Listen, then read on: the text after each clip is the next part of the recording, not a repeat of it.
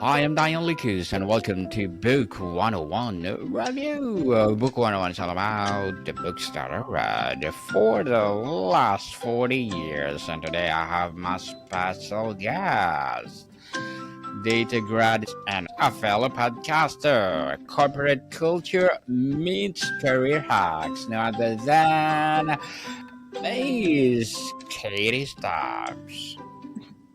Thank you for the introduction, Daniel. I appreciate it. Welcome. Yes, Really- welcome, Miss Katie. And can you please introduce more about yourself that I missed? Yeah, for sure. So I kind of started on this podcasting journey in June, but I guess like more specifically about my educational background. I started college a few years ago and just recently graduated my bachelor's in finance and neuroscience. And now I'm getting my master's at the same university, WashU, in data analytics and statistics.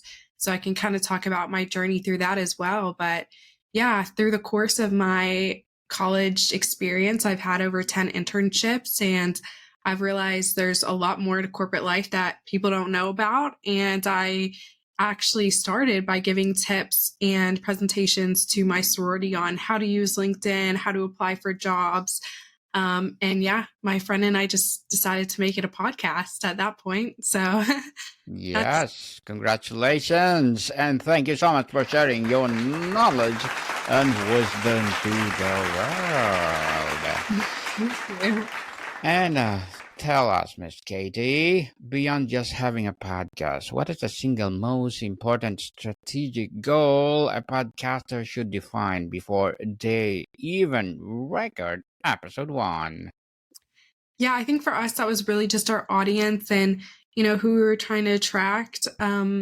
Obviously, I think there's a lot of podcasts available about careers in corporate for more of the older generation where everything's a lot more serious. And I think that's just kind of the media they really like. I think Gen Z is a little bit more about transparency and honesty, just like, just no BS kind of thing. And so that was who we were really targeting here. And I think that's the most important thing for any podcaster to really nail down before recording. In a crowded market, how does a new podcaster find a niche or angle that is both authentic to them and is a real, reachable audience? Yeah, I mean, I think it all just starts from having a passion about something. I think, recently I feel like talking to a lot of my friends, everyone is passionate about something, and I think I've realized that, I just have a lot of different passions, and why not just start to try to do something with it? I've always just valued transparency and just corporate life and helping people with their lives and improving their lives. And so I guess if that answers your question, that's kind of just starting with that passion is how you enter a crowded market. And I think people do see that. I think that does kind of read through in a lot of our content, and that's why people like it. So Yes, if you have the passion to be a podcast host, please do so and stop procrastinating. And Miss Katie, how has the role of a podcast evolved from a pure entertainment to a core pillar of content marketing and personal branding?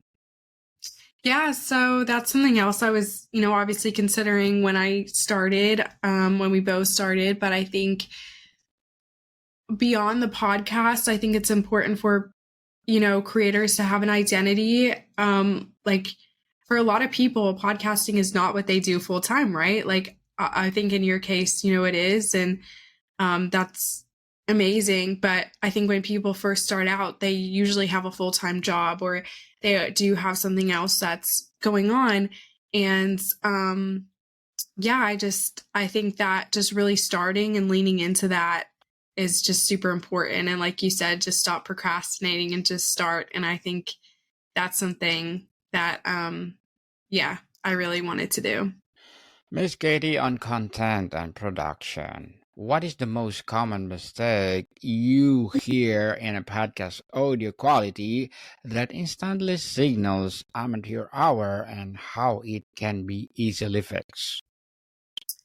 Yeah, honestly, from what I've seen, I think our quality was not so great at first, to be honest. And I think that's, we learned from it and just were able to keep hearing ourselves, like playing it back, seeing like, what the issues are. And I think, obviously we needed to invest in a good mic. I think that's the first thing. You're going to need an editing platform. And, we decided on Riverside, which I think you also decided on.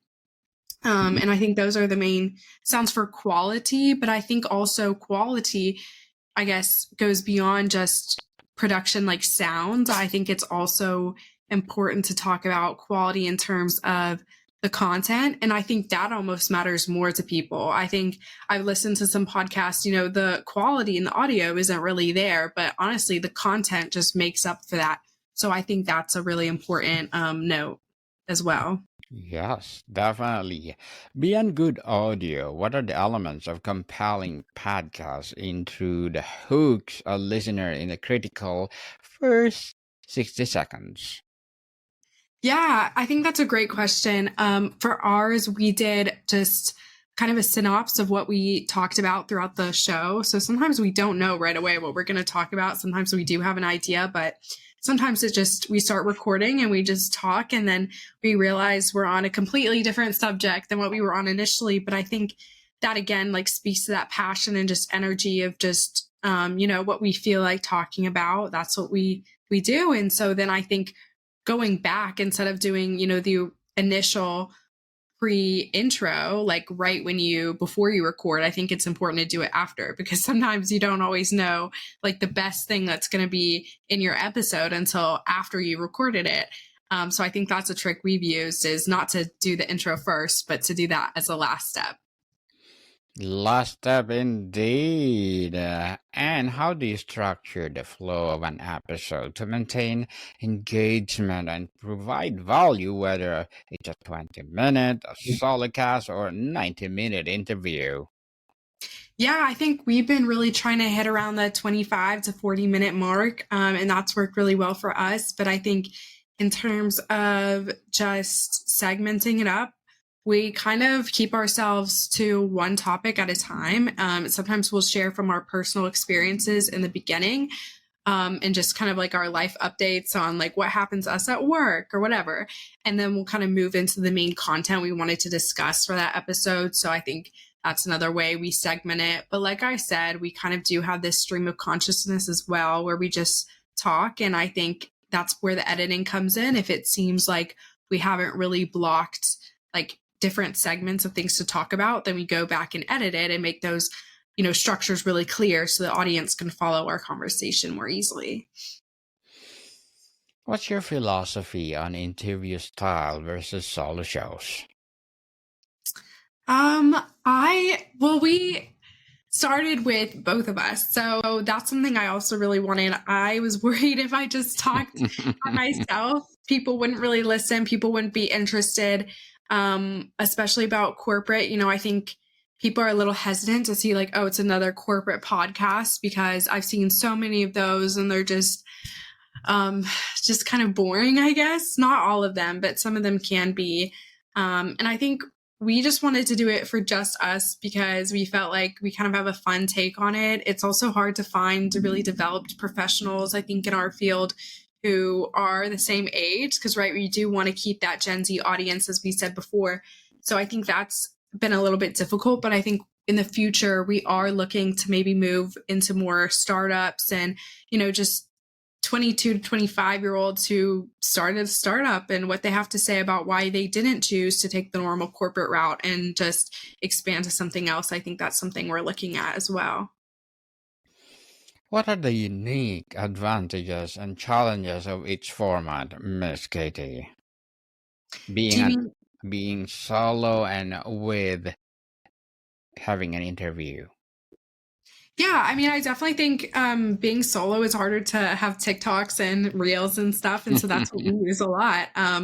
It's honestly a great engagement pull for us to post YouTube shorts, TikToks, and Instagram reels, as you can see from our Instagram page. But I think it is harder to have that if you're just talking to a camera alone. I think with another person there, they can react, they can say things back, and it's just a little bit more engaging. Or like we can have differing opinions, and then we can say in the comments like, who do you side with, Katie or Claire? And then it kind of adds like a little bit more to it than just one person sharing their sole opinion.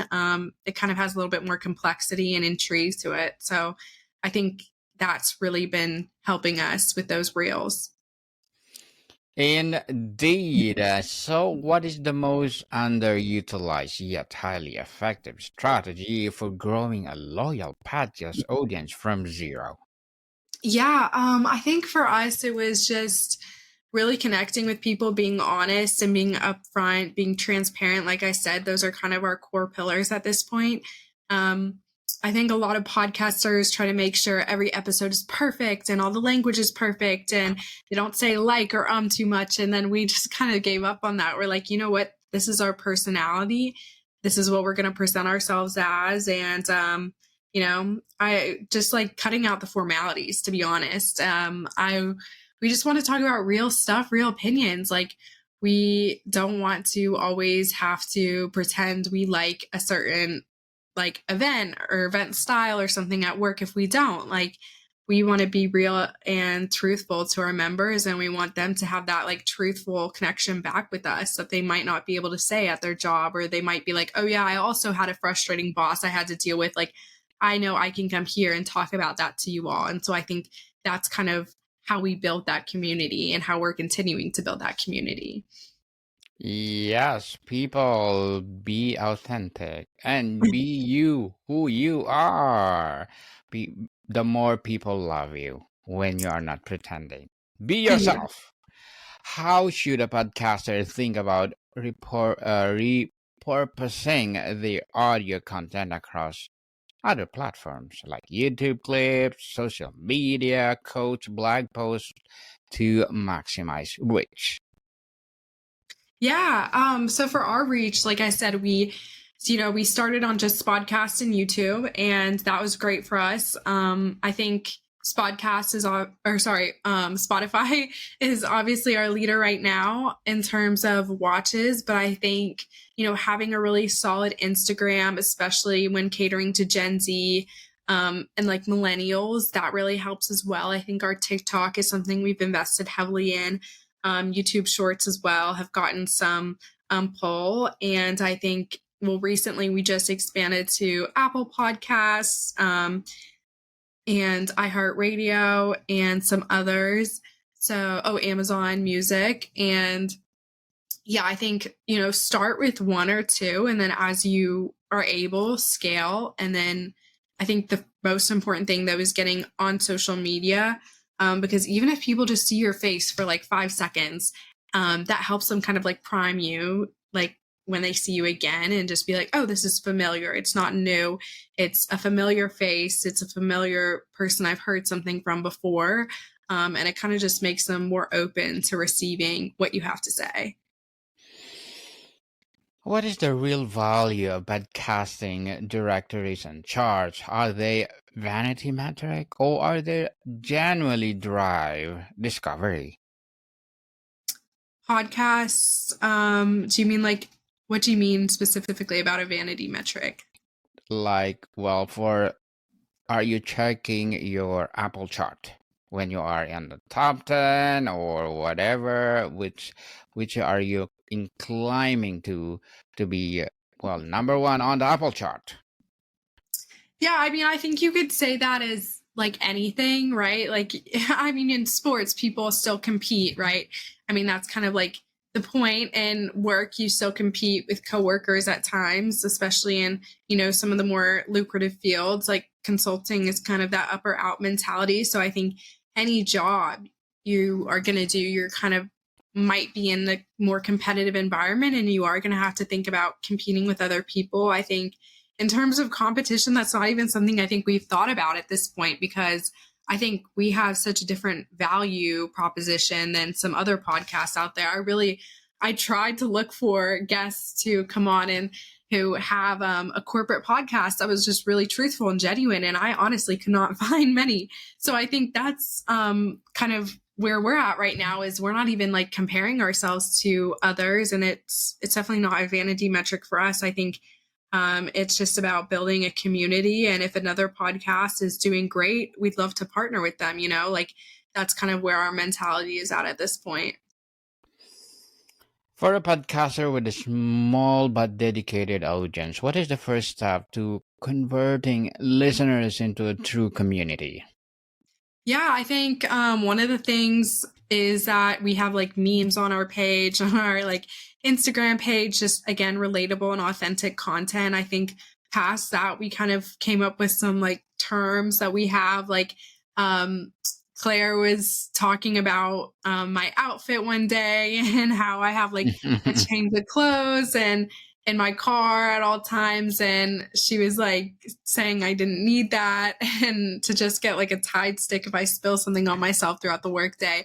And so we kind of made this term corporate bully because Claire just likes to, kind of say stuff about my outfits and whatever. And so I think it's just, having fun with it, having cool terms, having your own slang, having your own merchandise. We just dropped t-shirts and stuff like that. So just, really just being creative in all facets of life and not just exclusively the podcast, but maybe like we were talking about making a Teams channel or a Slack channel for people when they're at work, because apparently if your company doesn't have it restricted, you can join like team channels across different networks. So we're just trying anything and really trying to just connect with our audience, like you said, and I think do things that they would find interesting as well.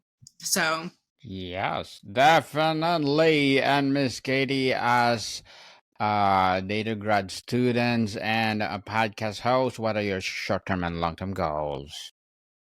yeah, so I think for short term, I'm definitely just invested in, the podcast, and I think things that I want to do right now.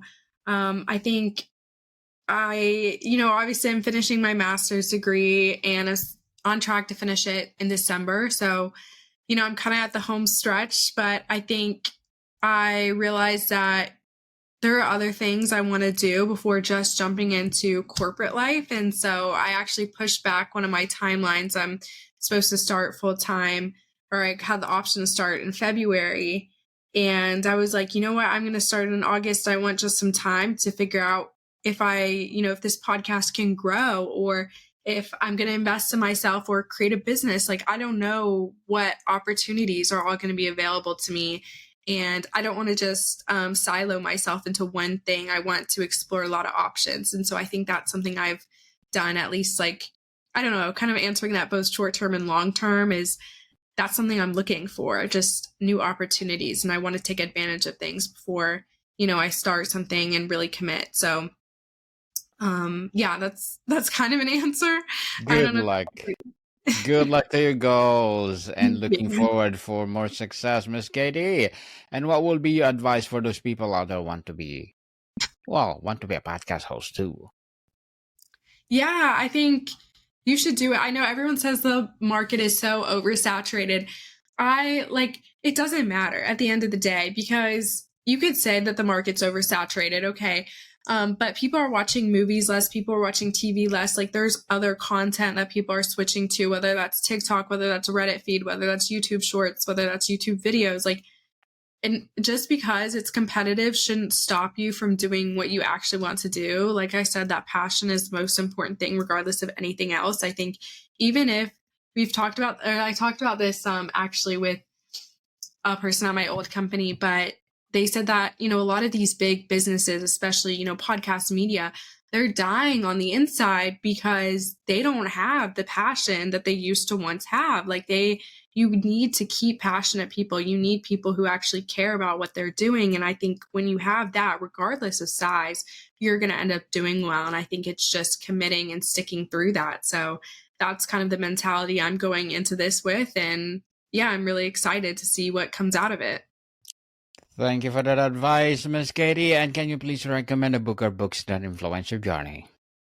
Yes. So I actually kind of have two books. And so my first book is Freakonomics by Stephen Levitt and Stephen Dubner, which I've also listened to the Freakonomics podcast, which is really interesting as well. I really loved Freakonomics because I think again, just talking about passion, I think school sometimes gets to be, okay, I just have to learn this stuff just to learn it. And then people never use it again. And so one of my teachers in high school, he made an intro to econ class and he fashioned it after this book, Freakonomics. And after that class, I thought economics was the coolest thing. Like, that's what made me want to go into business, because I was like, you know what? It doesn't always have to be just numbers or just stats tables or just, supply demand stuff. It can be actually really interesting things. Like, we can talk about daycares and, incentives, and we can talk about like pricing and how to, I don't know. There's just so many really interesting things that I think can come out of that, like baby names predicting socioeconomic status, just things I would have never thought to think about, which is really cool. And then another book I really like is Everybody Lies. And I love Everybody Lies. That's another book that I'm really passionate about. It's by Seth Steven Davidowitz. And I actually had a call with him a few years back because, I don't know, I was just really passionate about it. And I just DM'd him on like LinkedIn and I was like, hey, I'd love to talk about your book. Like, I think it's really cool that you put out this huge, like, really just thoughtful piece of, data literature almost, but just made it really interesting. And that's why I also wanted to get into data, because I was like, you know what, this can be way cooler than any stats professor can ever tell me it is. Like, I can actually do real world stuff with this. That's interesting. And so both of those people really made me passionate about, these two kind of different subjects, and made me want to learn more. And so, again, going back to that passion, that's kind of why I really recommend those books strongly. Thank you for that recommended books, Miss Katie. And before we wrap up our discussion for today, I'm inviting you to please listen to my other podcast, people, because my abstract essay is already in 5th season, abstract poetry in 2nd season, and my book 101 review in 5th season too, comedy 101 in 2nd season, and my food 101 in 5th season as well, geography 101 in 4th season, and my baby podcast, law 101 and mental health 101, love letters in 3rd season, and movie 101 review, music 101 in 4th season, and science 101 and sex 101 in its 1st season. Please listen to them wherever you listen your podcast. So, Miss Katie, finally, if someone who is passionate and has a message but feels intimidated by the technical side, what is your message to them to just get started? Yeah, I think with anything, just try. Especially for the technical part of anything, I wouldn't even say I was a huge technical person like 3 years ago. Like, sure, I did finance and sure I did math and sure I know how to use technology somewhat. But when I started this master's in data analytics and stats too, like, you would think I'm really stats heavy. You would think I'm really invested in math. I actually didn't have a lot of prereqs done. I just started and I was like, you know what, this is what I think I want to do and I'm willing to work hard to do it. And so I think just regardless of any background, it doesn't matter if you feel like you don't have the right background, if you don't have the right experience, you'll learn. Anyone can learn anything. And so I think that's the most important mentality to have, is that if you don't know it, you'll learn it, and that's okay. And we're all just learning at the same time as each other. So, yeah, I wouldn't be worried about not having what you think is the right expertise or anything like that. Miss Katie Stubbs, thank you so much for sharing your knowledge and wisdom to the world. So can you please invite our listeners to support your podcast, your advocacy, or whatever projects that you're doing right now? Yeah, one of the projects I'm working on in school is practicum, and so we're doing a machine learning model trying to transform MRI images. So that's something I'm doing on the side. And entering an entrepreneurship competition, teaching a data analytics class on SQL, doing the podcast, finishing my master's. Yeah, so that's kind of what I'm up to. Yes, people, let's support Miss Katie Stubbs on her journey to podcasting, because if you support her, for sure, more and more empowering episode of the podcast itself, or episodes. So, Miss Katie, thank you so much for your time. Thank you so much, Daniel. I appreciate you letting me be here. More to come, people. See you soon.